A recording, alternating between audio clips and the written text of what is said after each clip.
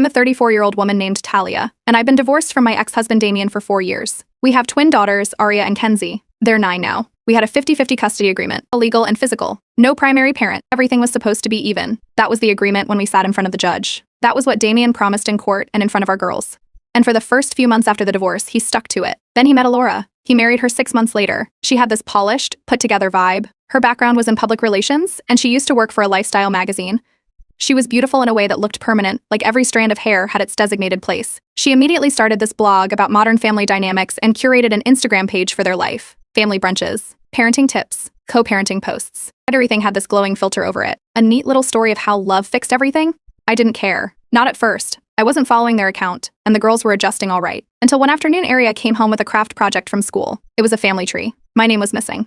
She said she wasn't allowed to include me on the family page because I wasn't in their house. When I asked what that meant, she shrugged and said Alora said I didn't want to be involved anymore. That was the start. Damien started skipping updates, school announcements, doctor appointments, things we were supposed to coordinate on. When I'd follow up, he'd claim he forgot or that he thought I didn't mind. Once or twice I let it go. Then it became a pattern. One day I asked if he had signed Aria up for a piano recital without telling me. He said Alora had it handled and didn't think I needed to be there. I started documenting everything. Every missed communication. Every comment from the girls. Every post Alora made that showed my daughters on that perfect Instagram feed with captions like thankful for our beautiful complete family. Aria and Kenzie began saying things that made my skin crawl. That I left them. That Alora was their real mom now. That real moms don't leave. They were 9. They weren't making that up on their own. When Damien withheld the girls on one of my weekends, no notice, no explanation, I went to court. I brought the documentation, texts, calendar logs, screenshots of the blog where Alora posted about how to help kids move on from a broken home. The judge didn't need much convincing.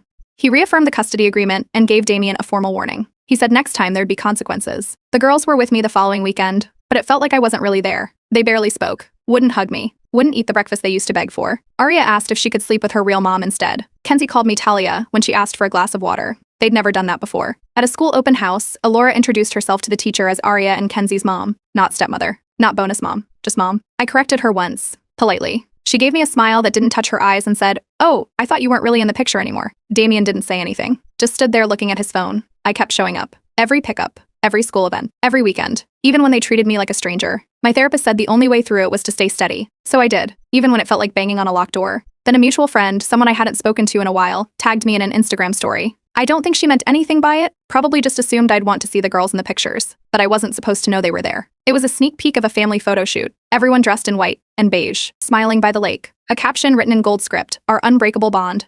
There were the girls, front and center, with Alora and Damien holding their hands. Alora was holding Kenzie like she was hers, like she gave birth to her. Damien had his arm around Aria, who was holding a sign that said love makes a family. I wasn't in a single frame. I hadn't even known it was happening. No one